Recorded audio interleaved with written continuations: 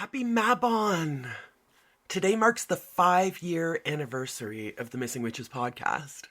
Over the past 5 years, the idea seed has germinated and sprouted and expanded into books, a coven, a zine. If you want to keep the Missing Witches project alive, join our coven. Buy our books, New Moon Magic, 13 Anti-Capitalist Tools of Resistance and Re-enchantment, and Missing Witches, Recovering True Histories of Feminist Magic. Or just spread love. Plant a seed. Be a witch. You aren't being a proper woman, therefore you must be a witch. Be a witch. Be a witch. Be a witch. Be a witch. Be a witch. You must be a witch. Hello! Hi, Coven, and welcome to another episode of the Missing Witches podcast. I'm Amy. I'm here with Risa and our two very, very, very, I'm going to say very a couple more times, very, very, very special guests who are so near and dear to us. We are thrilled and honored to have the two of them in a room together, and we're so excited to see what blooms from this conversation. Amanda Yates Garcia, one of our favorite witches in the world.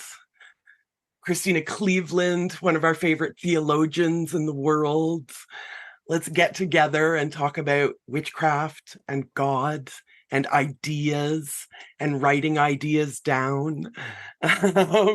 So before we dive into our equinox fantasy, let's start with you, Christena. You've been on the podcast before, obviously. I'm sure most of our listeners are familiar with you and your work.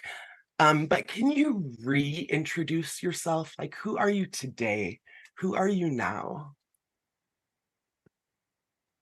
Sure. I'm Christina. How do I even want to answer this question today? I'm a learner. I'm a learner of the Black Madonna. And I feel like every day she's teaching me something, and it's my life purpose to learn and to listen, and then to hopefully communicate and translate her in a way that resonates with people, but specifically Black people. So I'm doing a lot of listening to my ancestor Bell Hooks, who said it's really a shame that African Americans haven't reclaimed the Black Madonna. And I wake up with that quote on my mind most days. So that's who I am today. That's what I'm doing. That's what I'm dreaming about. What a beautiful dream. I'm so excited to be in this dream with you. I hope we don't wake up. Amanda, who are you today? What are you doing? What's going on? Yeah, such a big question. And I feel lucky to follow Christina because I was already very inspired by what she had to say there.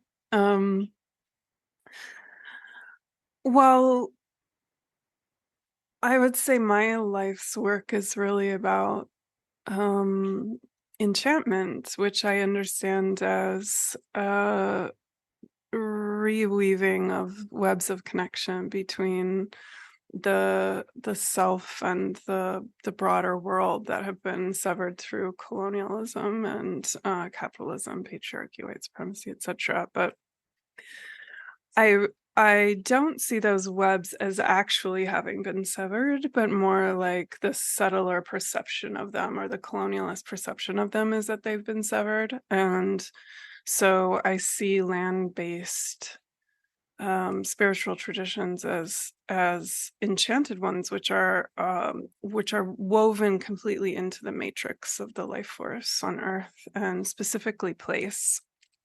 So right now I'm really interested in looking at how, as a settler on land that isn't quote unquote mine, but that my family has been living on for over seven generations, how to have spiritual connection to this place, and how to understand my traditions, which are Northern European in theory, but like I said, like my family hasn't lived in Northern Europe for a really long time. So how can I have holidays, spiritual traditions, relationships, relationships to the other beings on this land and in this land, um, while at the same time honoring the history of violence that brought us to this place. So yeah, that's what I'm focused on. But the way that I do that is through I have a newsletter. That sounds so that sounds so like officey, or I don't know, corporate. But yeah, I have a newsletter, mystery cult. I have a mystery cult. That sounds better. And we do ritual there and do all this work of enchantment there. And To interrupt I'm a you, writer as well. Yeah. I'm going to interrupt you and just say, A, I think newsletters are magical and can be magical and can change lives. And B, I have a mystery cult. Sounds kind of cult leader-ish. I don't know. I don't mind it because I feel like it has kind of a charge to it, you know. And Yeah. I think of mystery cult as like the name of my newsletter is called Mystery Cult. So Oh, okay. yeah, but I think of cult well, I mean there's a long story that goes with that. So it's basically that when I was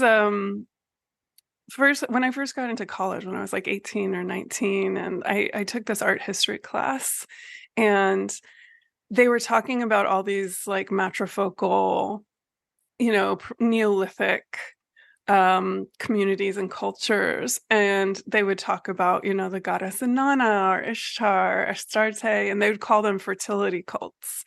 And I would be Mhm. like, that is so offensive to me, like that it was like the dominant religion of the time, and it was called a cult. Why was it called a cult? Like, Mhm. why isn't Mhm. Christianity called a cult, or why isn't, Mhm. you know, Islam Mhm. called a cult, or Hinduism called a Mhm. cult? Because it's like, well, it's given this credibility. So I feel I'm kind of like reclaiming the word cult. Mhm.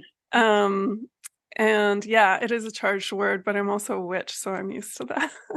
Well, I can relate because I lived in Taos, New Mexico for most of 2020. In the early part of 2020, we were under lockdown, but then right around um, Juneteenth and the George Foreman murder, not George Foreman, George Floyd. George Floyd. Is George Foreman like an athlete or something? Yeah, he's a The boxer, boxer? right? And also Yeah. the George Foreman grill, right? Okay, so I'm thinking of grilling, but anyways, George Floyd. There was this um, like event that these Black trans folks put on around Juneteenth and George Floyd. And so I spoke at it. And that was my first like public appearance in Taos. I was brand new. And of course, Taos, which has tons of cults, several cult leaders came up to me after the event or reached out to me and asked for coffee. Because of course, if you're a cult leader, why wouldn't you want me to be your second in command? Like I would be a great assistant cult leader. But after talking with them and sort of like informationally interviewing them, I decided that if I'm going to be in a cult, I would want to lead it myself. Like, I was just like, I'm not really like second in command material. And it was these interactions with actual cult leaders that helped me see that I would make a good one myself. I mean, I might join that cult. I would totally come to that cult. But also, I question, like, going back to this idea of like what a cult is. I feel like there's so many imbalances of power in any group, you know, in most groups of people, like in the government, in major religions, um in even like political organizations, socialist organizations like NRA, whatever, like what, like, Families. yeah, families. Mm-hmm. And so the idea, I feel like, by saying like, oh, here's this small group of people and they are a cult, Mm. and yet here's this other group of people and they're not a cult, you know. Mm-hmm.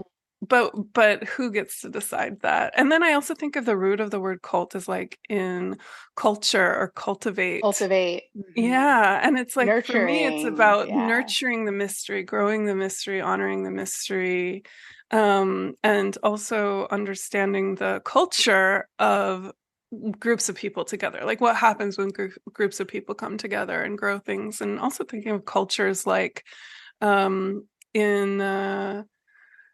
science, right, in biology, where you like have a culture and it grows and creates like a like biofield, which I like. So I think of like too, I mean, I think what's so challenging about cults as we, tend to understand them is that usually there is a leader and we've associated cultivating with domination. I think in part because of how we've treated the land. But what if we thought about cults as in like I'm in a mystery permacult I where love that. I love that so where much. I'm like I'm helping what's already there flourish and live its best life and take root. And I'm not trying to control and dominate. I'm just trying to support, But yeah, it's interesting how that's just been turned. Yeah. Um, I took an e-course 2 years ago on spiritual abuse and spiritual power. Mm. And it It was sounds like a good for course. spiritual leaders because Where like what who led I that took it course? through Reclamation Collective, which is like led by a group of therapists who focus on religious trauma and spiritual Mm. trauma and are like Mm. specifically trained in that. So they create these like processing groups, whether you've been a victim of trauma, which I have been, of course, but also they have processing groups for leaders now, so that those of us who all we've experienced is toxic leadership in spiritual spaces. How do we start to lead differently? And it's like I lead a work team, I lead a Patreon community. There's so many, and then they just define spiritual power as people trust you. So that's like parents, that's teachers, that's therapists, that's the guy on in the plane next to me who downloads his entire life story on me when I tell him I do whatever. You know what I mean? Like sometimes you're not always asking for that power, but it's conferred anyway. And so there was just like 12 weeks, I think, of just a bunch of spiritual leaders getting a chance to talk and process and like, what does this look like in my world? But it's like we need more spaces like that because we have so much power. And what does it look like to do it differently and to say, um, yeah, technically, I guess somebody needs to lead or somebody needs to take ownership and responsibility. But everyone has a voice and it's not my way or the highway. And I'm like such a Leo that, and an Enneagram 1 and the big sister and raised by toxic white patriarchal Christianity. So there's so much divesting that needs to be done.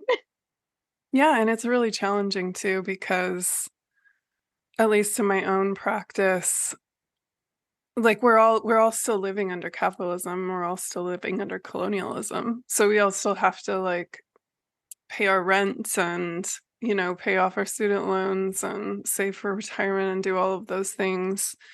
And navigating like having a community. So for instance, like with my subscription service, like that is my community, it's my responsibility, and the money goes to me as well because I couldn't do it without the money. Like I wouldn't have the time. It takes a lot of time to cultivate community. Like it's a job, farming, It's a job. it's like it's a job for sure. It's a lot of work. So um navigating those territories of like, well, the buck does stop with me and like I have to show up in a certain way, and I have to like get things done on schedule, otherwise I don't feel like I have a responsibility to my people, and simultaneously I feel like my practice and the philosophy of witchcraft is, everyone is a priestess, everyone is a priest, everyone is a priestess. Like there are no spectators in witchcraft. There is no, like, you are your own authority is one of the fundamental tenets of witchcraft. Like you are your own spiritual authority. So that's really important to re-emphasize for me. And simultaneously I think that we often all like struggle with like how to do the things that we dream of doing while living in a world that so challenges and in fact punishes oftentimes people who try and find other ways. Well, this is why I think I want to hear so much more about your work with enchantment, particularly with the land, because I feel like any of us who are trying to do this revolutionary way of being in this capitalistic world,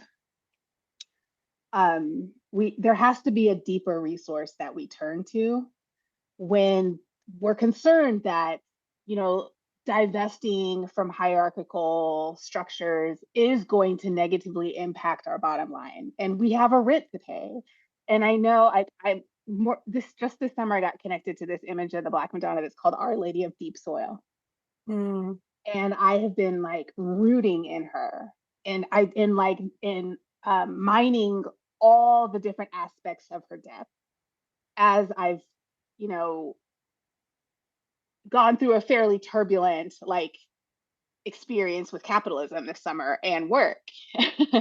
So I'm really curious to hear like how enchantment with the land can nurture the freedom and the liberation to let go when we want to cling, when resource scarcity, which is constantly being programmed into us, is saying cling, cling, cling, hold on to power, tell people what to do, stick to that deadline, don't listen to your body.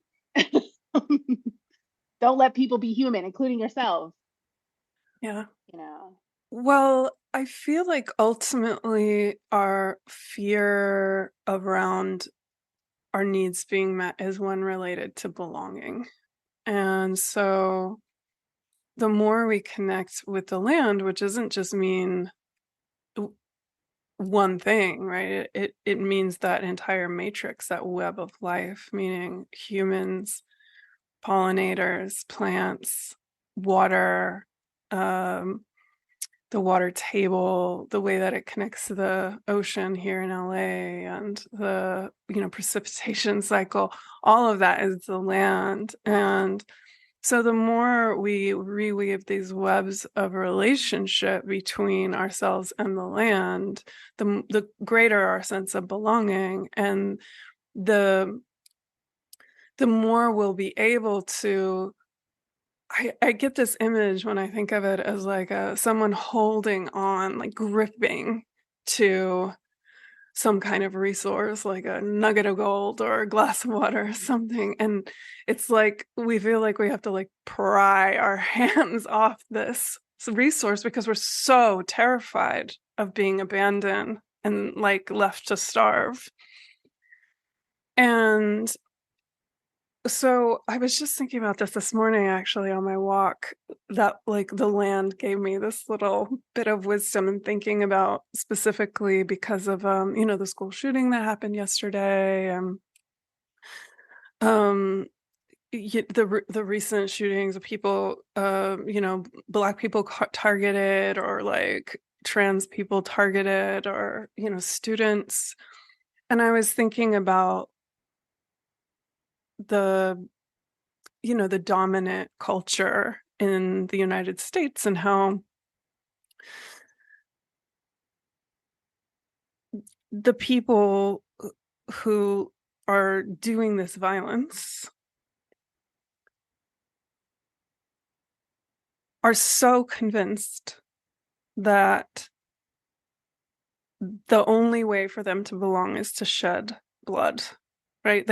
They can't even imagine, and I should include myself in this, they can't even imagine a world where they could belong and be safe without killing, exorcising, like extracting other people from the land. It's so tragic for everyone. And yeah, and so it really convinces me that like we're not going to let that go. We're not going to let that level of violence go unless we feel like we do, like unless we see there's a possibility that we could belong. Like there's a possibility that we could be safe. And that is just this really hard work, because even for myself, like I panic, you know, like sometimes I really do panic when I'm like, I need to meet this deadline. It feels like a life or death thing, even though like my followers, quote unquote, they're so kind and generous and they're all working on the same stuff too. Like they all believe in taking bio breaks and stuff like that. But nevertheless, I am like, no, I have to.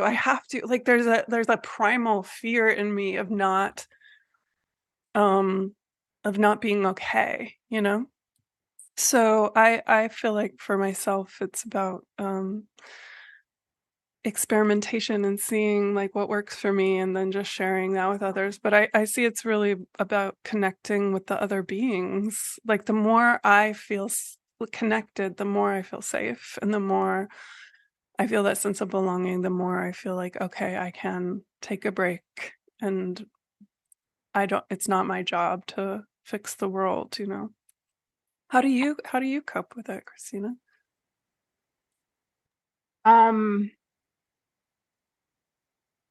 I have a follow-up question. Okay. What you shared is so beautiful, and it strikes me in light of you having a mystery cult, because we talked about the trouble with cults, right? Or this idea that they're associated with top-down leadership, but usually cults have a strong sense of belonging. Mm. Because of that hierarchical structure. Mm. And so I wonder, how do you cultivate belonging while also resisting what we would sort of stereotypically call cult leaders like vibes? Yeah. Yeah. Before you answer that, Amanda, Yeah. this ties into something I wanted to bring up, so I'm just going to shoot it out there. That we are at the equinox, and this time makes me think about contradictions, but also balance. And Christina, this is actually exactly the point you're making, right? Like, how do we balance leadership with dismantling hierarchy? How do we balance safety with risk taking? Yeah, from an equinox standpoint, maybe we All right. Like throwing in a wild card. return to the question, but like through the lens of an equinox. And are we seeking a balance? Are we just going Yeah. from one side of the binary to the other in the equinox? What do you think? Yeah. And just to add more, Amanda, like, I mean, when I think so, like,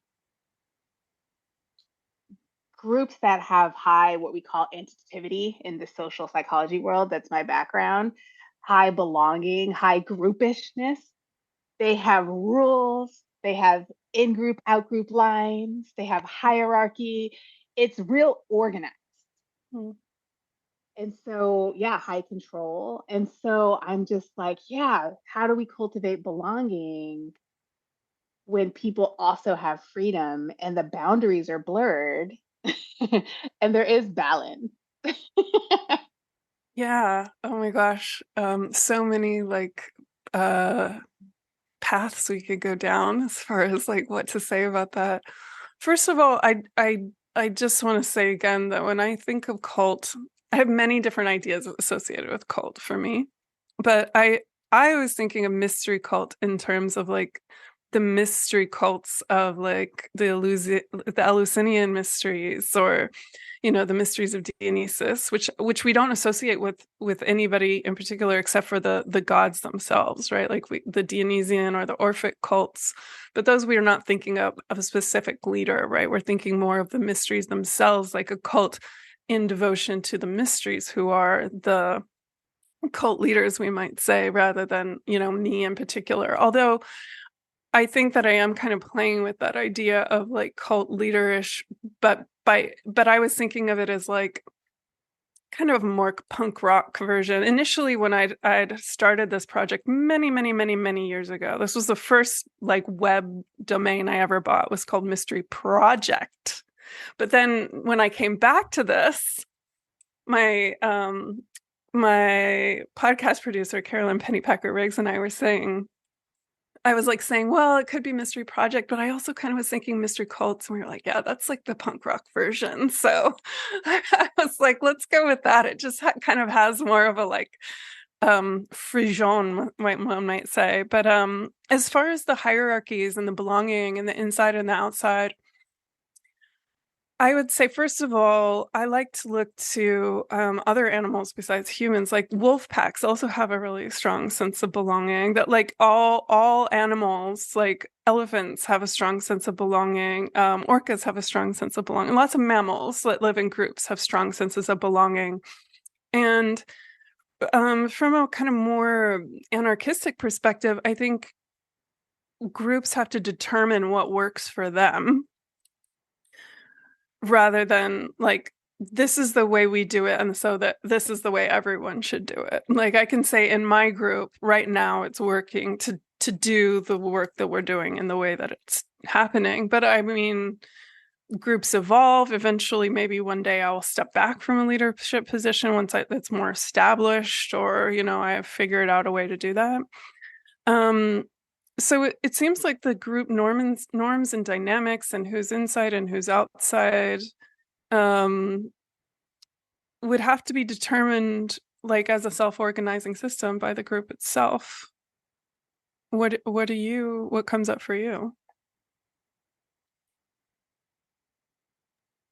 Well, I feel like I personally am a bit of a refugee from groups, Mhm. specifically spiritual groups. And I think a lot of people in my crowd relate to that. Like, we care deeply about our spirituality. We want to do it in community, but our experiences have been entirely toxic. Mm. And so we're trying to dream up what that looks like. And I'll say personally, um, fits and starts, like real clunky, real patriarchal. I'll give you an example from this spring. So I do a lot of work around the Black Madonna. Um, I was when I first found the Black Madonna like 8 years ago or whatever, like right in the heart of my leaving like sort of Orthodox Christianity. Um, I finally felt like I belonged Mm. to her at least, right? But then I met the Black Madonna community, which is white women. And it was like extra painful to be excluded from that community. And it was like almost unbearable. You know what I mean? Because I had finally found, and so I wanted to cling to her because I'm like, this is the one place in the world where I belong. And there's like a lot of other people telling me I don't belong. So then I reacted. I had, I think, like kind of what you described earlier with this um, like panic, like what? So then I kind of went into this like, white women are the worst, which is like true a lot of the time. So I'm not, you know what I mean? Like, I'm not saying like, it was completely inaccurate, but it was too much, right? It was reactive. Just for podcast listeners who can't see us, the three white women directly in front of Christina all giggled and nodded when she said white women are sometimes / often the worst. We're all on board for And that unsafe, characterization. right? We've I met don't them, we've belong. done it. Yeah. Just so Yeah. listeners know, we're here with you. Okay, yeah. And so then my response to that was like, I'm gonna create a Black Madonna that's not for white women, and da da da da. And so that's my way of creating community, right? And excluding them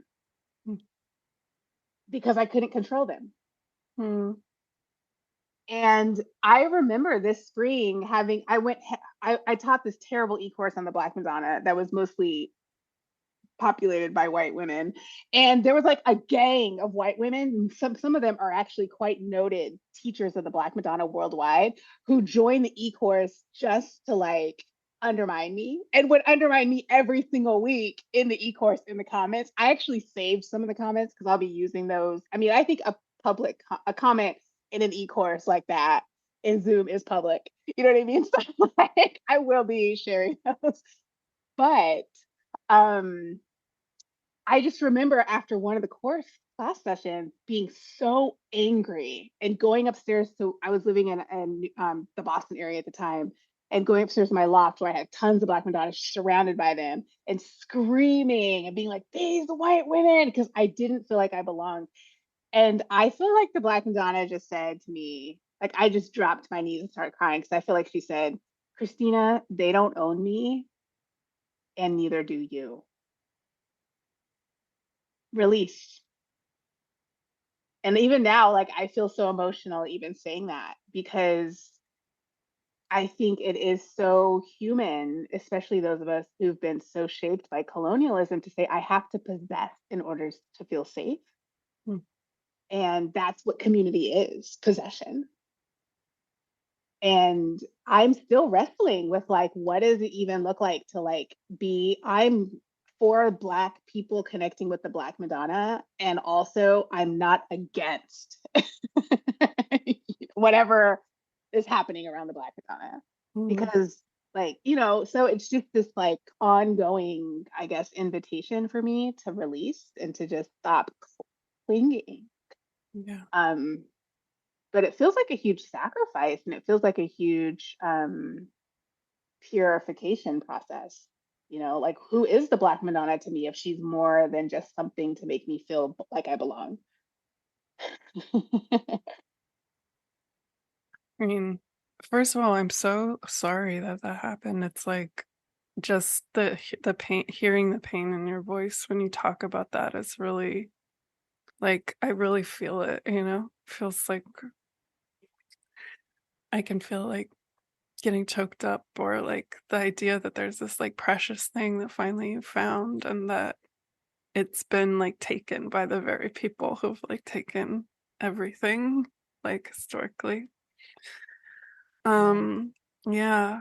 And I so am resonating with what you're saying about colonialism, and I was thinking that, actually, kind of making that connection while you're speaking, obviously from kind of the other side of the fence, right, as like people whose family were colonizers and continue to colonize. And I think it goes back to this idea that, like, colonialism, like, is this corrupting force that affects both ways. Like, it, because just thinking about, like, in my own family, for instance, it's done so much damage. Like, the violence within my own family, as we were kind of speaking to before we even got on the line, is a result of colonialism and how it affects the family unit. And so, like, it goes back to what we were saying about how it's like we can't even imagine a way of doing it, a way of being in community, or a way of belonging that doesn't involve ownership in some way. It all comes down to that ultimately. Like, we don't even remember that there could in some universe be some other way of doing this. What you were saying too also reminded me of some of the work of Bayo Akumulafe, who was talking about that idea of ashe, which is, I'm not sure, is it a Yoruban word, which kind of is like a spiritual force of the universe? And someone was asking him about, like, does he get mad when white people say the word ashe? White people love to say ashe and aho and like all sorts of like indigenous kind of words in their spiritual gatherings.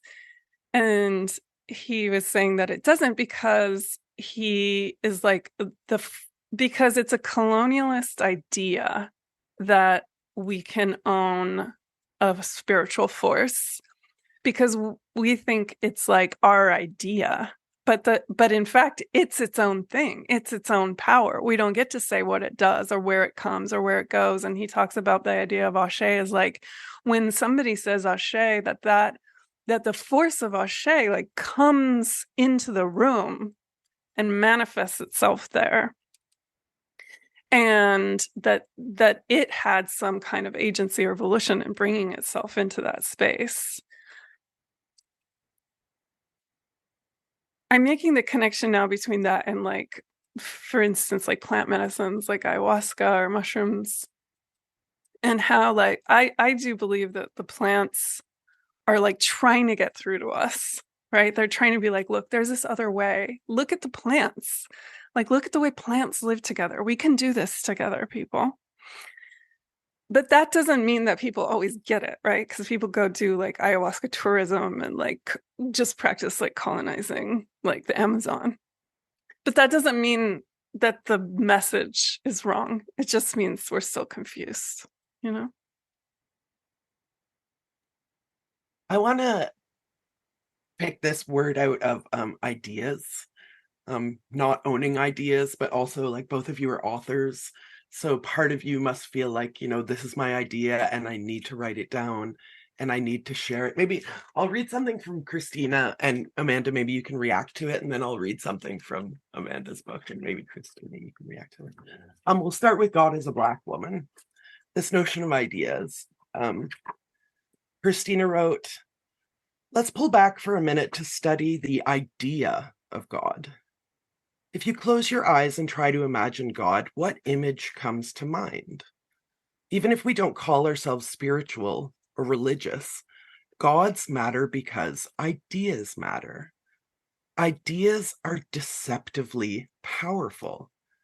Even when we barely pay them any conscious attention, ideas have the power to change our emotions, thoughts, and behaviors." Amanda, do you want to talk a little bit more about the power of ideas? I wonder if there's some way in which we collaborate with ideas in a group way. Because thinking of, as Christina was speaking about the idea of God, and I see paganism or animist tradition. So like paganism being like a European form of animist tradition. I mean, it's like a broad word, but let's say animist traditions. The idea of what God is so different in that kind of worldview, in that ontology. So I see the idea of God or the gods as like this collaborative project that involves like a mythopoetics, right? So there's like myths that are part of plants, ideas that are part of plants, but we eat the plants are part of us, our bones go into the earth, that we are part of the earth. And so there's this way that there's like collaborative ideas. And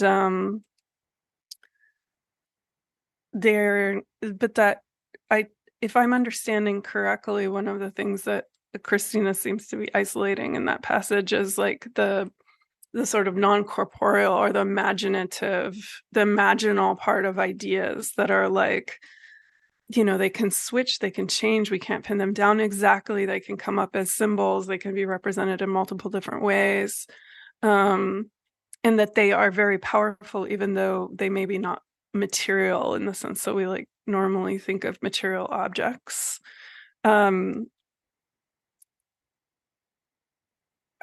We might even, if I'm understanding it correctly, I'm kind of understanding in the same way as like an archetype, which is like a force that kind of is like a paradigm that things shape themselves into. I think it really relates to what we're saying now about this imagining of a kind of belonging that doesn't know ownership. And therefore, if we can imagine it, which is like what an idea is, then it can happen. Is it Tony K. Bombara? I know Adrienne Mary Brown talks about this, like that like we have to be able to imagine this other way of living, and that's why artists are so important. Because without, like, artists are the people whose jobs are to imagine things that haven't yet occurred or that are outside of the dominant order. So I guess I say yes. I say yes to that passage. I cheer on that passage. I just want to add, like, part part of why I connect so much with both your work is that a lot of spiritual work can avoid the political.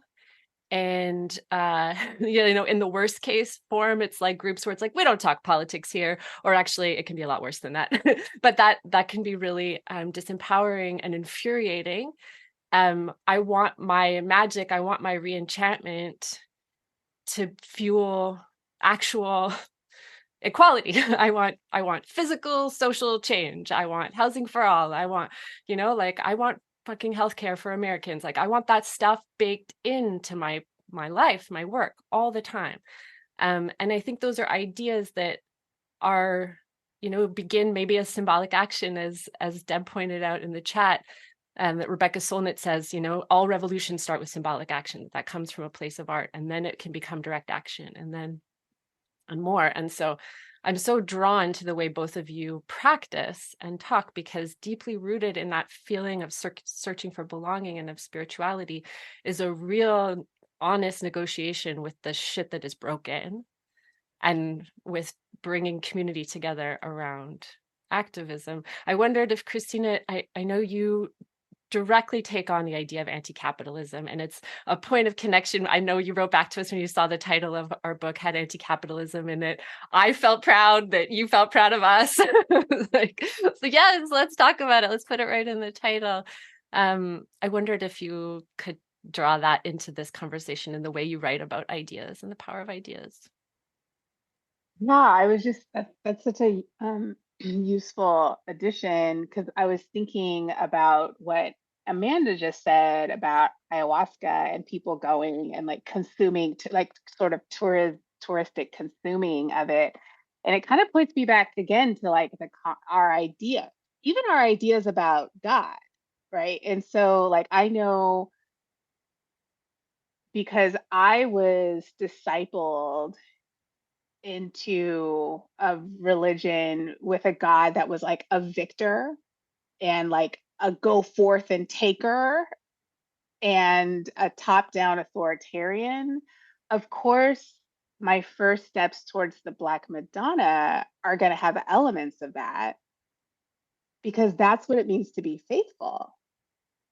And that's what little Christena was taught, in Sunday school, when she learned that that Yahweh told all of the,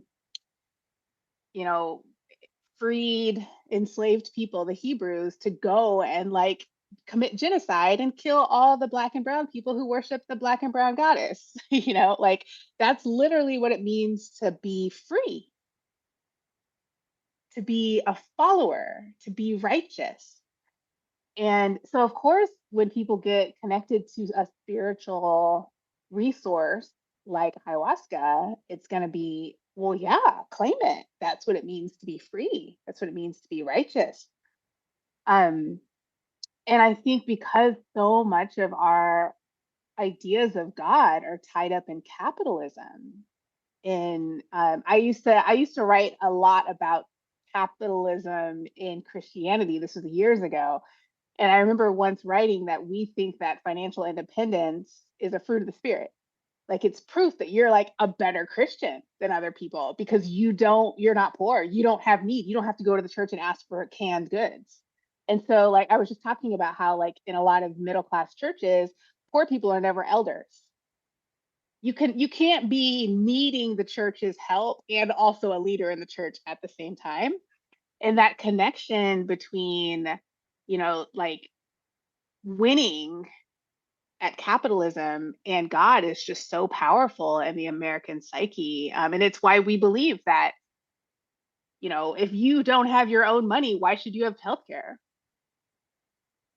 Like you're not even human. You literally are not even human. So why? So of course we're not going to have universal healthcare, because some people don't deserve it, according to our concept of God, which is a very much like, like cleanliness is next to godliness kind of idea, So, Risa, I don't know if that speaks to what you were talking about at all, but that's the beginning of it. And that's why I was really excited to read your book and to even have like a little tiny like shout out, because we need ways to we need more ways to identify how to get free of it. It's just deep, it's just so deeply baked into our psyche. And I was going back to the Protestant work ethic too, and just this idea that like to work yourself to death is like the holiest thing you can do other than go become a priest. Like that's like literally how it got started. Not everybody can be priests, so here's how you can be a priest in the world. Work hard. Kill yourself. Yeah, you know. So it's just oof, there's so much to unpack there. Yeah. Let's go to a reading from Initiated. And Christina, Yes, you can tell me what please. you can give your review. This is from Initiated by Amanda Yates Garcia. Witchcraft is an act of healing and an act of resistance. Declaring oneself a witch, practicing magic, has everything to do with claiming authority and power for oneself. Life itself initiates each of us according to our own particular stories. Our stories lead us toward our purpose in this world. Each initiation strips away something and gives us a gift. If we want to meet our full form, we are obligated to give that gift to the world. And Christina, maybe if you could focus on this notion of like, if you're given a gift or if you're given an idea, that you're obligated to share it. Again, both of you are authors. Both of you have the websites, newsletters, you know, projects that are continuing and going. What do you think about this maybe to use a Christian term of phrase, like evangelizing your ideas? What do we think Or about having like a calling to share. yeah, what do we think about that? Yeah. Okay, first of all, what a beautiful passage you just read. Thank you, Amy, for reading it. Thank you, Amanda, for writing it. Wow, sound like to me that whole passage just sounds like major soul deconstruction. Like identity liberation, you know, like I'm no longer going to let the world determine if I do or do not have power. I'm going to claim it for myself. And I like that it was for myself, not over myself or against myself, which I think is a common trend in my life. The idea of an obligation to share it with the world just reminds me of Harriet Tubman, who was like, if you get free, go back and get other people free. And I really intentionally want to take it back to that because I feel like in this case, that idea is an action. It's not an ownership thing. Like she couldn't own more people by setting them free. If anything, it was hurting her bottom line to go back and set people free. But I think she felt like a righteous obligation. Like, how can I be out here being free if other people are not free? And of course, like Fannie Lou Hamer said the same thing. Like, if all of us aren't free, then none of us are free. And so to me, that's where we're obligated to share this with the world, that even ideas feels really resonant. But in that sense, to me, yeah, obligation is such a tough word for me, just with my background. It's like should. I actually just recently told a beloved in my life, like, just don't use that word with me because I don't like it. And obligation, I'm right, even in the moment, I'm trying to unpack like what really is obligation and does it have to be this authoritarian thing? Can it be more of like a devotion? Like, because I'm just noticing that I have baggage with that word, where I don't feel like anyone's forcing me. It's more of like an invitation that if I really want to be free, if I really want to experience my power, the best way to do that is to be really intentional about sharing it. Yeah.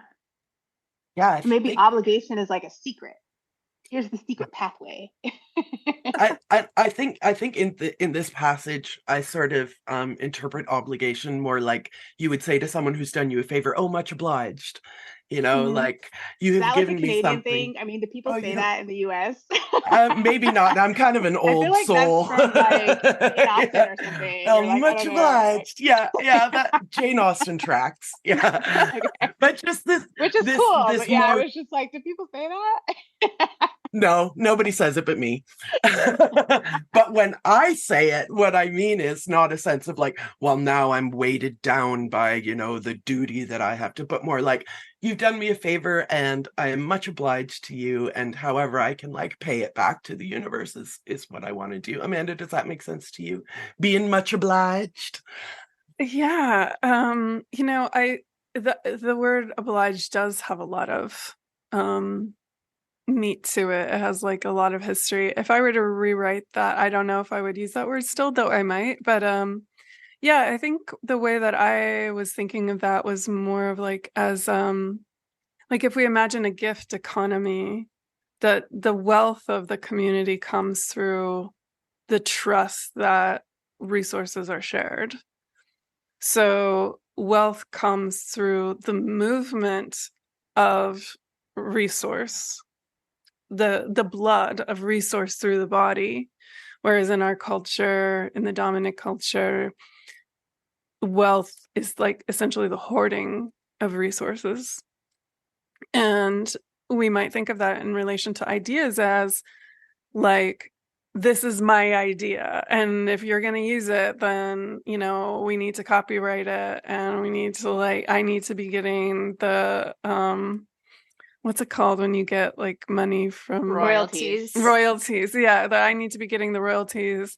And it's like, yeah, like the writers right now in Hollywood are fighting for that because like they do need that in order to survive in our world. And I can also imagine a world where we don't have to worry about that because the ideas are flowing as Christena was talking about in that her own beautiful passage about like ideas being very powerful and therefore they shouldn't just be hoarded to oneself, but they need to be allowed to percolate through the community. And that is the way that real abundance and security happens, is when those ideas go forth. However, it comes back always to this thing that we're talking about like wrestling with that on a daily basis, like within our own lives as writers. Like, yes, of course, I don't want somebody to just copy my book and then like go out and make money of it, because then it's like, yeah, my that will impact my, tenuous middle class lifestyle or whatever. I might, it feels threatening. So, and that's legitimate. On the other hand, in an ideal way, I don't want to do that. And I want to be like, yeah, take it, see what you can do with it. Like what happens next. So yeah, I don't know how to do that, but I'm trying to figure it out in my daily life. Yeah, I To think me, it's so. like what? Oh, sorry. Go ahead. No, you go ahead. Oh, okay. Well, to me, it just I feel like what Amanda you've been sharing about obliged or just like much obliged makes me think of like tag I'm it, and that I'm being invited into a reciprocal relationship, not like a transactional relationship. But I mean, I was talking with a friend, one of my best friends. We've been friends since my first year in college, so over 20, almost 25 years now. And she and I were talking about what does friendship even mean today.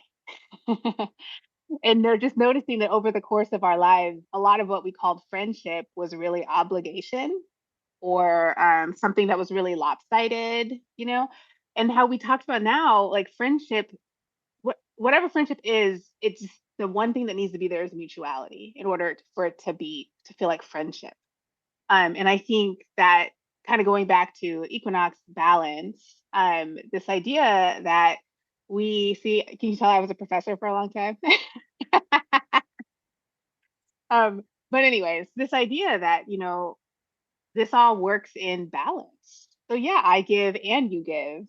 Um, and without keeping tabs, but just with also, I mean, I think intimate relationships that work well, there is a general sense of balance, right? Like you're not necessarily keeping tabs, but you're also generally aware that there's there's a little bit of imbalance here. Let's adjust that. So that there's balance. And so yeah, that's just feels resonate with me. But I also just what's coming to mind too is also history and the history of silencing, stealing of stories, profiting off of people's work, particularly women, particularly people of color, particularly queer folks, and so to me it resonates what you said, Amanda, about like, I have this tenuous middle class life. So no, I don't necessarily want to copyright everything I do, but I also don't want you just running off. And that's why I feel like the enchantment that you're talking about in your book, even in that little passage, is an invitation into this mystical reality, right? There's this grounded reality of like, yeah, please don't steal my work. Because that actually impacts me in a really negative way. But then there's also like a mystical reality we're being invited into that I think like the Black Madonna is inviting me into of like, and also, I got you. The more power you give away, the more you'll have. Like it's this, and I can't describe it. I just know it's there. It's there. I feel like you just described it really well. but what you're saying, and what you're saying really resonates with me in relation to the equinox as well. I was thinking about Mabon, which is the name of the holiday for witches, and that name comes from Mabon, who is a god, a Welsh god, and the name means divine sun. But he's also kind of a trans god. I see him as kind of a transitional god because he's about like the shifting between seasons. And so that's like literally a transitive function, like in his kind of spirit, his iconography. But what I think about that is that if we think the divine sun often relates to literally the sun in our solar system. And for witches, this winter solstice is like the darkest night of the year. And as my mother says about that holiday, it's only during the night when it's dark that you can see out into the limitless universe. When the sun is shining, we can just see what's around us. And so for witches, there's this idea of like the ego, the solar eye, the self, and it's very bright and luminous. There's a lot of beauty to it. But when it's gone, when it's on the other side of the earth and we can't see it, that's when we can see out into the communal, which in a way is more powerful because it's infinite, right? It's the entirety of all being that we can't even see the end of. So there's this balance of forces of like the self who's like wrestling with the truth of material existence.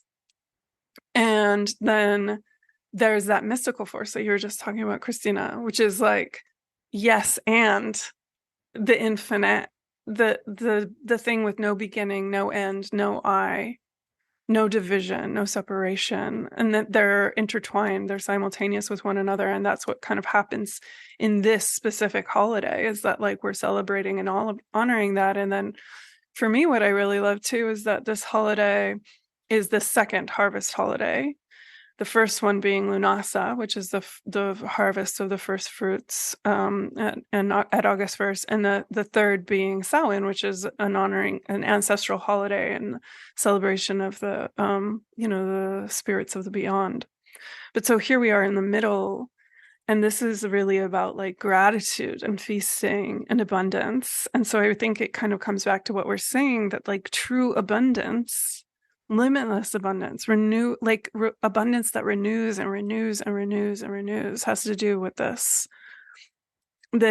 ebb and flow of seasons, tides, money, ideas, like self and other. And that's just what I love about witchcraft and paganism, is like we have a holiday that is about this, like that you're supposed to think about this and like honor it and do something in your community that that really makes these ideas real for you. I'm really curious about how in the cult of the Black Madonna, if I can say that, um, how do y'all deal with the equinox, the autumn equinox? What's your celebratory style here? I don't have one personally. Yeah, I'd be curious to know what other people who are devoted to the Black Madonna do. I know that there are a lot of people who are devoted to Black Madonna who would also identify as like Wiccan or something, and so they would probably commemorate the equinox similarly to you. But um, I mean, one of the things that I love about the Black Madonna is that she's so many things all at once. And she's constantly inviting me into yes and ness Mm. a whole lot more. Yeah. And that looks like, oh, sometimes that can be painful because I want to say no, but. Oh, yeah.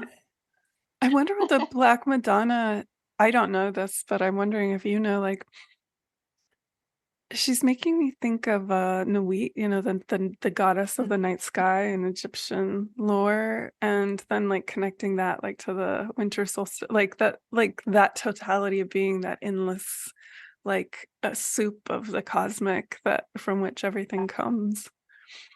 So, Yeah, and Clark Strand, who's a writer a writer and devotee of the Black Madonna, talks a lot about the Black Madonna um, as the darkest part of the night, as like the infinite darkness, which gets tricky when you're talking about blackness and darkness. And he's writing as mm, a white man too, so it's mm, complicated. But one of the things that I like that he says is that, he discovered one night communing with the darkness, under that the darkness is not a what, it's a who. And mm, that there's this invitation into intimacy that can only happen as we move into what I would call like womb spaces, uncertainty spaces, like incubation spaces, as opposed to darkness, which is usually equated with bad and black. And so, but this idea that, this uncertainty space, this infinite night, that perhaps night of the soul, is an invitation into being nurtured, cultivated, dependent, and so to me that's like a really disruptive way of thinking about balance too, because of course I've been, as a capitalist and as someone who was raised in Christianity, of course the sun is goodness and light is right. And so that, like, not just accepting or making peace with the uncertainty, but also cherishing it and seeing it as a who that wants to be known by me, and a who that is ultimately trustworthy, even if I don't get it. And even if that who doesn't feel safe necessarily. Um, that to me feels like just a love letter. And mm. I think, this morning I was just in my own practice, because I've been sitting in front of this image of Our Lady of Deep Soil every day for, I don't know, maybe the last 60 days or so. And I'm always just trying to get more connected to this image. And I was just imagining myself being an earthworm, spelunking the deep soil, and gosh, to be surrounded by that much blackness, that much that I can't see, the unknown. And everywhere I turn, there's more of it. And maybe it doesn't feel like there's a way out or back to the surface anytime soon. And like I've been spelunking, and I definitely had like probably a panic attack, because I didn't like that feeling. I didn't like it. And I was spelunking with like 3 super skinny white guys who did not have butts or hips. And they'd be like, come on, we'll just go through this little hole. And I'm like, my butt's not going to make it. It's not like, like, I'm going to be stuck here. Like, so I was trying to just connect with that feeling. And then, oh, but this is deep soil, and this soil is good. And this soil, I can actually just like stop panicking and breathe. Because she's not going to let me get lost in here. And this is an invitation to this like adventure. I like that earthworm image, because like earthworms of course move the soil through their body, like they're a part of it, right? I It's didn't like know moving that. through them. I Yeah, had like no if you idea. cut an That's earthworm in half, cool. there's like dirt inside of it. Like they eat the dirt essentially, and then they like through Oh my their gosh. digestive juices like essentially inoculate it with like even more nourishment. Taking notes. But I'm Awesome. also thinking about going back to this idea of colonialism and that kind of concept of ownership, and how often I've been so deeply troubled by this binarism in our culture that like black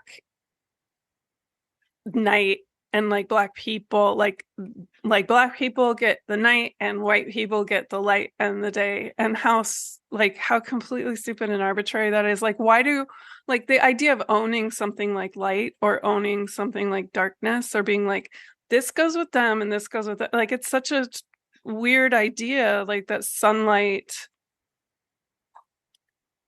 gets correlated with essentially like skin color of like one little animal on this earth that has only existed for a couple 100,000 years in this like billions of years old solar system.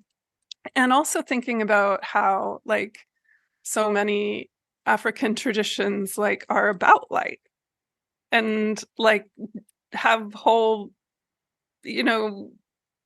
religious traditions that are like really located in the light, like Egyptian solar gods or whatever. Like it's just such a strange arbitrary idea that like light equals essentially like pink people.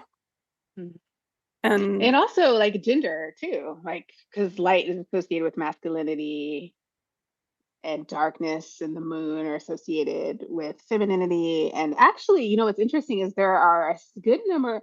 There's all these like weird reasons, like complex reasons why the Black Madonna is Black, and there are all these like explanations. But some Black Madonnas are Black as activist art. They became Black in response to the Renaissance, because artists were like, you can't say that everything good is male and white and light. And so they went, and so you see these Black, so some Black, you see these Black Madonnas, and you look at them and you're like, you kind of just look like a white lady in blackface, because literally they were just painted over. Like, I'm like, you don't even like, it's like, I guess that is a simplistic way of looking at it too, because it could be that they're like me and they're 23% white, which I recently learned in Ancestry DNA and was like kind of like I had an identity crisis, let's just say that. But it could be that too. But this resistance to that very idea that you're talking about, but happening in the 16, 17 centuries, where activists were just like, no, we don't accept that. I wondered though if sorry. I just want to add quickly that play with the earthworm metaphor and idea that majority of earthworms in North America are not indigenous. That I know. They're also brought here. There were almost no earthworms here like 10,000 years ago after the ice ages. They were almost all brought here in the 1800s by settler colonizers. And so the majority of our land is, and sometimes they're fueling the land and sometimes they're not. Sometimes they're straight up stripping the soil. And it's so interesting to me to like dig deeper into the history of those kinship relationships, right? Because it helps me understand myself, like who was also brought here, who is doing harm without realizing it. How do we relate to those? If I can have empathy and care for, a species gone wild in my garden, can I have empathy and care and also try to do better? And I wanted to add also, I think a lot about the darkness in a universal sense. That we're the majority of the universe is dark matter, and we haven't figured it out because we haven't been able to stop paying attention to the tiny bright objects that are actually such a small portion of what it all is. We haven't understood dark matter yet at all because we haven't even known how to look at it. So I wanted to just add those two pieces with love.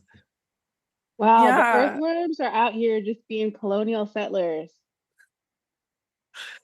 But So that speaks to me so much to what Amanda, you were saying about a resource that's renewable.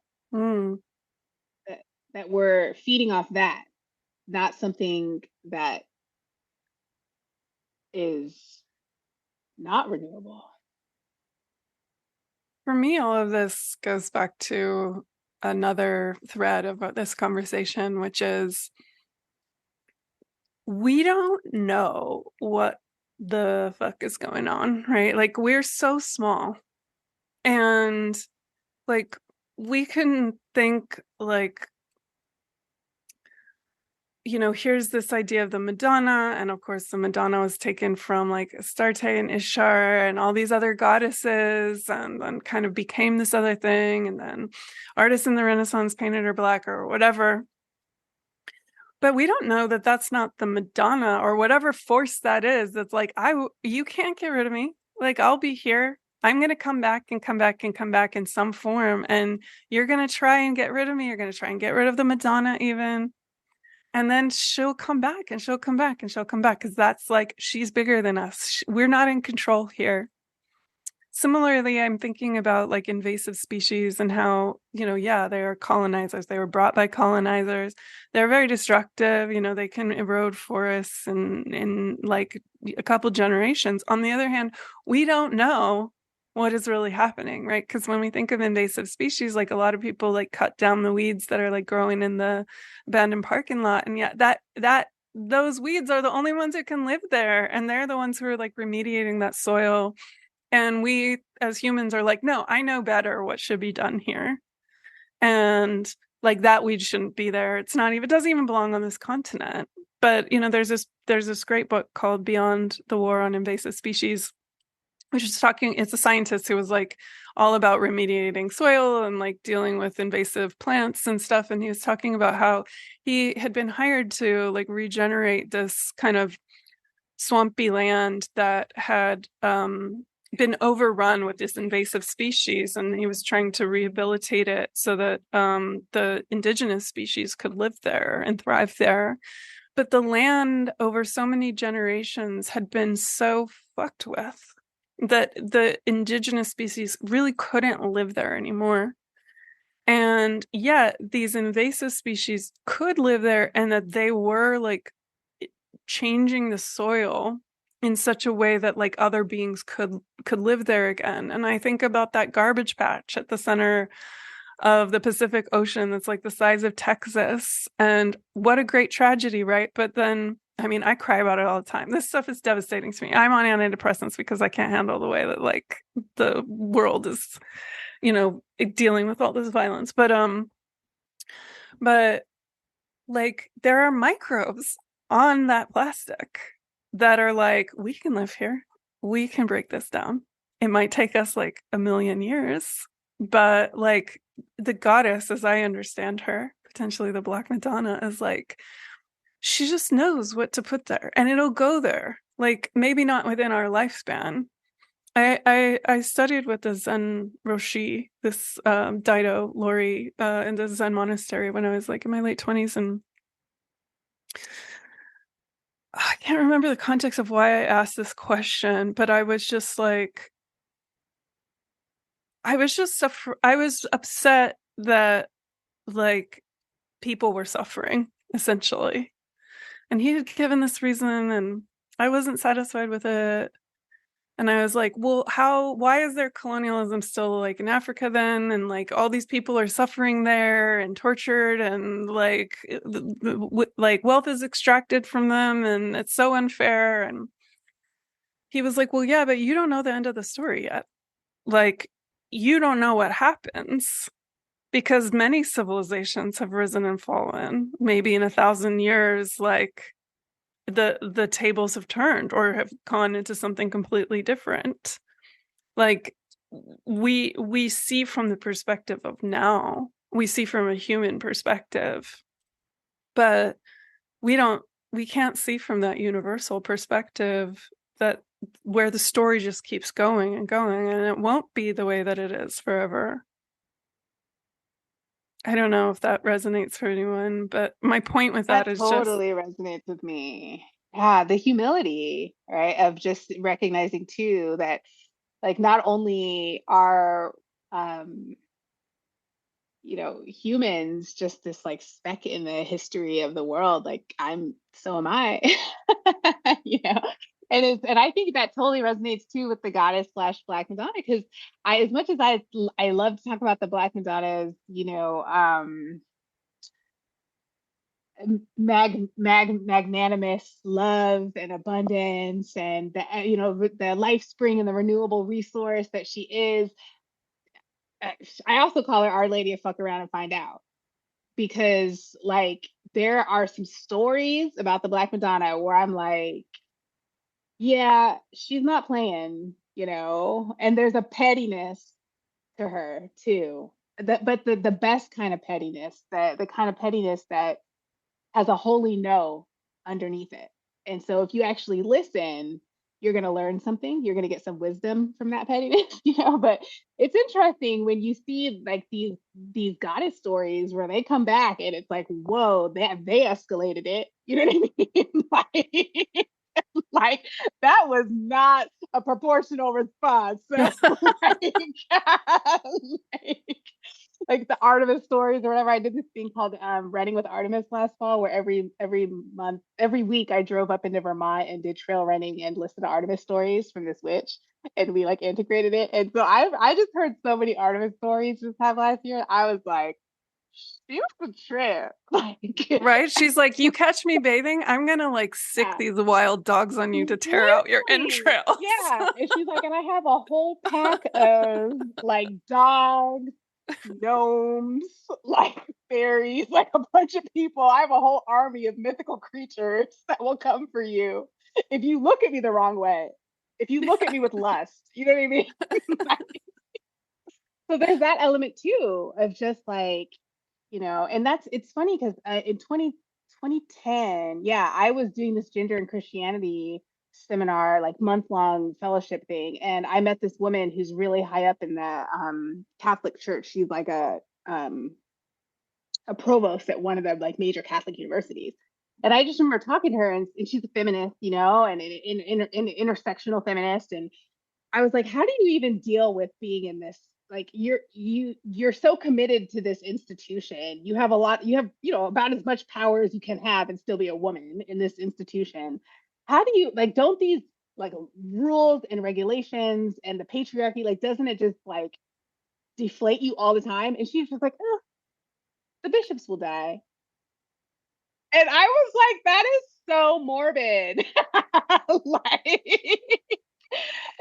I was like, are you planning on killing?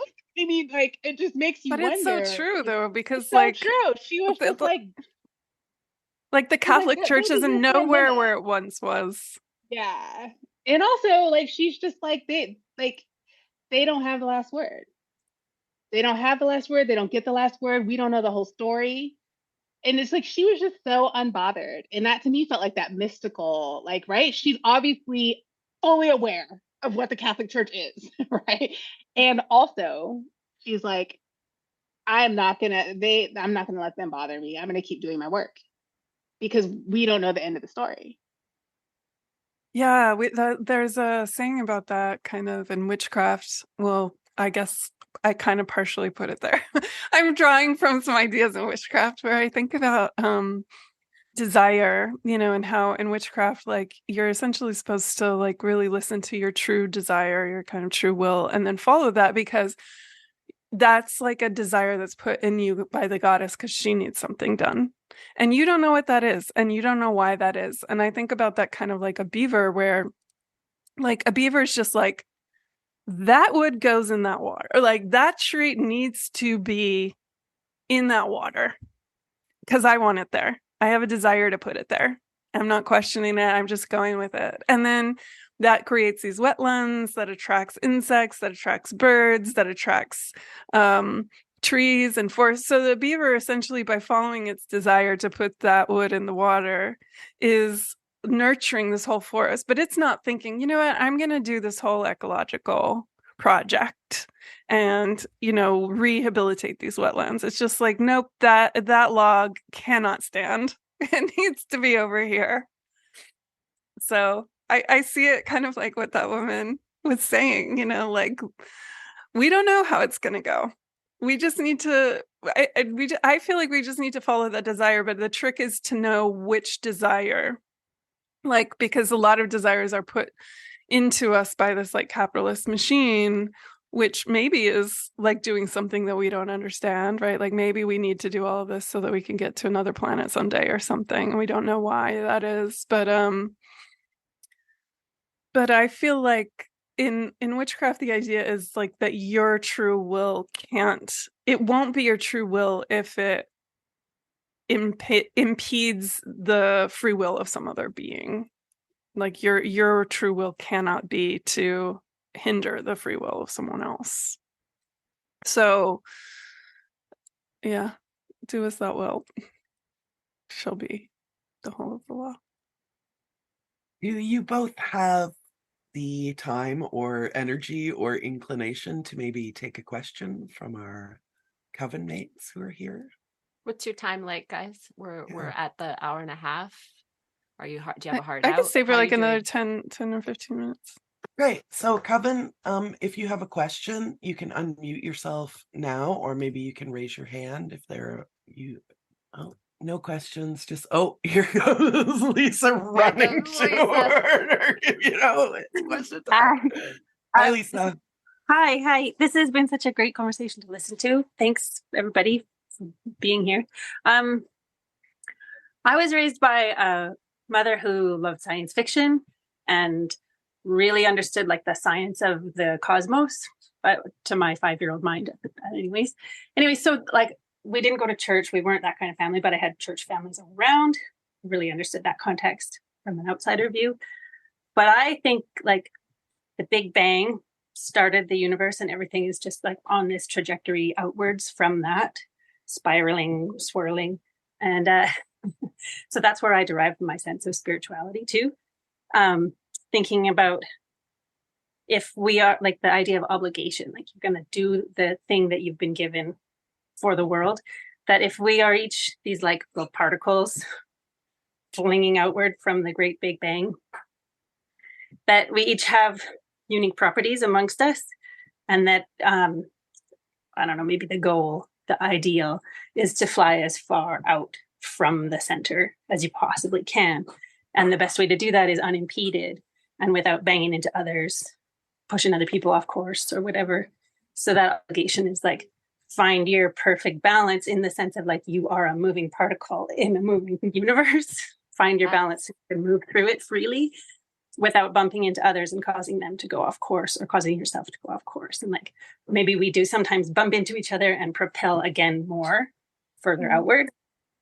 But you have a duty to like find your spin and fly. Find your spin. Yes. Anyways, that's what came up for me while I was listening to you guys. That's so interesting, Lisa. I was thinking about it in such similar terms. Like last night as I was falling asleep, I was thinking about just being these like threads of energy and that sometimes magical work or like spell work is hoping I can draw someone else's trajectory to intersect with mine for just a sec. Like just maybe we could share this point of intersection for just a moment and there would be some energy created there. Thanks so much for sharing that. I love that image. Got to find your spin. And I love too how that ties into what Amanda was sharing about your true will being something that's not going to impede someone else's free will. Yeah. I think in the context of community, what that means is there's consent. Yeah. I'm consenting to letting your will impact me, and vice versa, which to me kind of gets at the finding your spin and like what happens when you do cross paths. My spin cross paths with someone else's spin. Well, then the question then is, do I have your consent Yeah. to bump into you? Mm. And be transformed by you and vice versa. And I do a lot of interplay, which is like embodied wisdom play for adults. And we often skip backwards just to like try something new. And if you bump into someone else, you just say, you're welcome instead of I'm sorry, because we've all consented to participating in this practice together in a group, right? So of course I'm not just randomly bumping into, but it's like, but what does it look like when our spin is in balance with other people's spins? In the context of consent, that to me feels like that's where the big bangs happen. Mm-hmm. Yeah. And so much of community building is this, right? Like, I mean, I've done this in different realms for so long. And so much of it is like, do you feel like you can leave? Are you going to get a shit ton of pressure if you leave? Or are you going to feel relieved if you leave? Like, what does it really feel like in your body to be a member of something? If you take that's one of the big pieces of advice given to people who think they might be in a cult. It's like, what happens if you take a break for a month? Are you going to get a bunch of shit, or are you going to be okay? Like, are we giving ourselves consent to like listen to our bodies where we feel happy, where we feel safe, or we just, I mean, so much of our culture has desensitized us to our own feelings of not safe or our own feelings of empowerment. So it's hard to even know if I feel good in a community. Really have to take the time to listen to that. Yeah. Thanks for bringing this conversation to so many spinning, beautiful, wise places. You are two of our favorite writers. Can I say one thing about that spinning? Yes, please. Just want to add a little bit. Yeah, it really, everything all y'all are saying really reminds me of just the idea of relationship in general, because like, and the kind of beautiful like purposelessness of existence, and that like we can intersect with one another, we can run into one another, and that's when relationship happens, right? Which seems very beautiful to me. And then we can get in relationship based on consent, and still bad things can happen, right? Like you can get in a relationship, it can break your heart, it can destroy you, and maybe you both were like, let's do this, and maybe it still hurt you, and then maybe you split apart and you come back together some point, or like there was some purpose later on that like only because you were in that relationship could you be in this other relationship where that turned out way better, whatever. Like the story never ends, like, and so really it comes down to like, what do we want? If there's not like, maybe there is a purpose or a reason to the suffering that happens. Maybe we don't know what that is. Maybe we'll never know.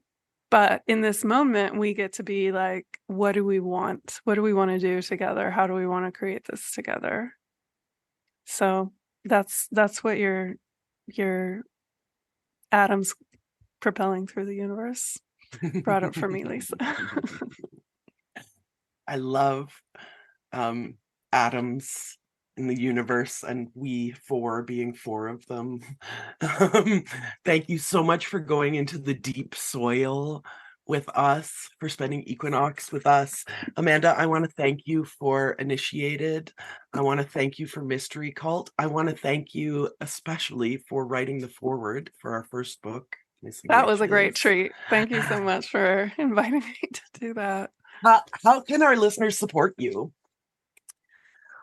Or what's first the of all, best way? I want to thank you all here for having me today. This has been such an enriching conversation, and thank you so much, Christina, as well. Like, what a treat! Thank you for introducing me to Christina. This has been such a blessing to be able to be engaged in this beautiful conversation.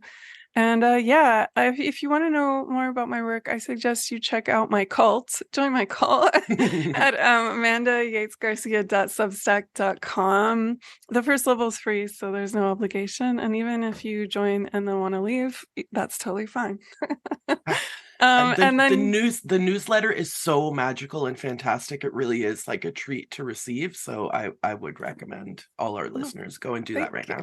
Thank you so much. And then, you could check out my book, Initiated, Memoir of a Witch, or follow me on Instagram at Oracle of LA. You can also book an appointment with me for a one-on-one divination or healing or ritual session. I will say, it was many months ago that Risa and I are like, what if we could get Christena and Amanda into the same room?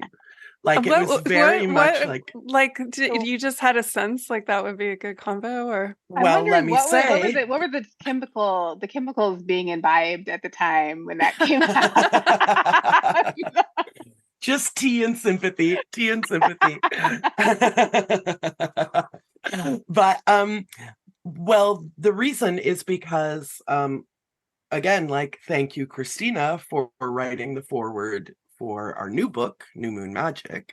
Again, like, we're just such huge fans, and it's such an amazing honor, and I will say, like, a thrill to have someone that you respect and admire and adore so much to basically like write an essay about your good work that you just did. It's really like such an amazing feeling that I can't compare to anything else. It's so validating, maybe validation, but it's more joyful than it's a joyful validation.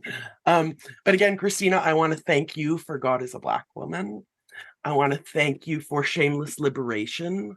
And of course, again, thank you for writing the foreword for New Moon Magic. How can our listeners best support you and your work and your abundance? Last time we talked, you were like on this abundance, so talk a lot about abundance. Well, I want to say thank you too, first of all, for having me and for inviting me to write your foreword. It felt like I was tickled the whole time. And thank you for introducing me to Amanda. I had a moment earlier in this conversation where I had a thought that I have not had since November 1999. And this thought was, I want to be friends with this white woman. Wow, that is the greatest honor I've ever received. And she went on to become one of my best friends, but like, no pressure. But I'm just saying, like, in 1999, I ran into someone on my campus and I was like, I want to be friends with her. That's the last time I've said that about a white woman. And that was usually like the they're goal. Tracking me down. That was the goal. If we can introduce them, then something very magical will fruit from this for sure. Yeah. And I feel grateful that I can make so many comments about white women in this space, because I know that there's an authenticity and a knowing. Yes. Yes. How can people, those who still want to at this point, join my cult? I have a cult on Patreon. So people, that's such a great way to just sustainably support my work. I am so excited because we just launched this, but I'm leading a Black Madonna pilgrimage for Black women in May in Paris. And we're going to go see 4 French Black Madonnas and also live our best Parisian Black women lives. So if you are a Black woman and or non-binary person, or you know folks who would benefit from such a pilgrimage, let them know about it. And maybe even get them a gift card to help them pay for their pilgrimage and to support their liberation and their sacredness. So those are 2 ways to kind of be involved. I also have a Goddess a Black Woman newsletter, which you can go to my website and sign up for. It's super fun. It's like a monthly, it feels like a spiritual bath, like just a luxurious bath. Like, skip the $15 bath bomb and just read this Goddess a Black Woman newsletter. Yeah. And that's free too. So that's a free way to be engaged with my work. I just want to go back and reiterate one last time. I mean, we we asked you both because you're our favorite writers. It's no bullshit. Like, we read a lot of books. That's what we try to do, is just try to read a bunch of stuff and tell people about it. And both of your books have like shattered me, had me in tears, had me cheering. They're just to get to go into those questions with people who are so vulnerable and so authentic and so such beautiful writers. It really gave us a lot of hope and made us feel like we had found the stream we wanted to swim in. It made us feel like what we were doing was legitimate and not more repackaging and reselling of the new age. It's not what we want to do. And, we wanted to find people who took it in this space, in this activist space that was still wrestling honestly with our own selves. And so, yeah, just thank you so much for your work, and thanks for saying yes. And not just favorite writers, but favorite thinkers, favorite world changers, favorite people who are creating the world that Risa and I want to live in. And again, it's brilliant to be in circle with you both. And of course, you can exchange numbers and leave us out of the next time the two of you hang out. We give our consent for you two to go and fruit in the deep soil on your own next time, as the big bang that knocked you into happy equinox. Happy equinox. And Happy thank equinox. you too so much for the work that you create. And I've always been so impressed by the generosity and trust that you put forward into your communities, which I feel like is like does actually the work of this like reciprocity of giving, and the way that you always give back to people, and the love that you access so easily and generously. It's like it recreates the world as you see it, you do it, you made it happen today. I feel so honored to be here and to be here with both of you, and also so deeply honored by you, Christina, that you would want to be my friend. I would humbly accept with great gratitude.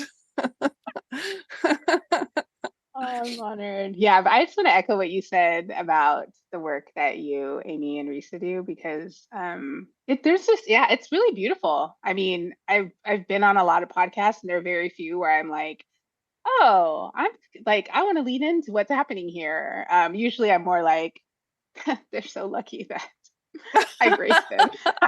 Well, we are. Both things can be true at once. You're on a podcast where it's like, oh, they haven't read my book, and like, da, da, da, you know what I mean? Like, everyone's authors here. Like, you know what I'm talking about. So you kind of just like come in and you're like, there's no reciprocity here. There's no mutuality here. I'm just another thing that they're consuming. I'm content for their audience. And I didn't feel that with you all. And that really resonated with me, just as a Black woman bringing a book as vulnerable as mine into the world. But then to like follow and to like listen into so many of the podcasts and to see how you all practice that reciprocity with everyone has been really beautiful to witness. So yeah. And it's so interesting. I'm always like, yeah, they read the book. Like, that's so amazing.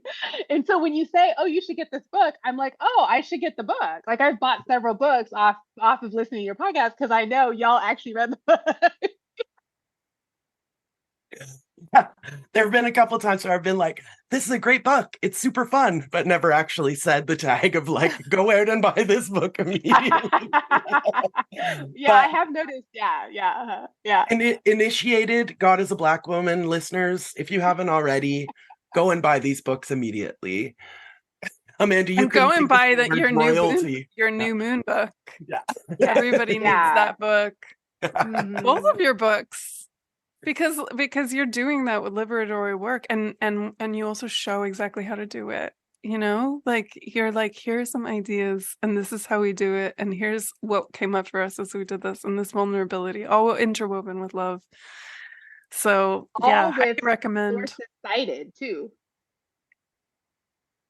Y'all are really good at citing Yeah. sources. Cite your Yeah. fucking sources, Can't just people. cite your sources. So thank you, Christina Cleveland. Thank you, Amanda Yates Garcia. Happy equinox and blessed fucking be. That's the fucking me.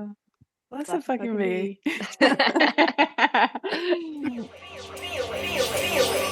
You must be a witch. If you want to support the Missing Witches Project, find out how at missingwitches.com.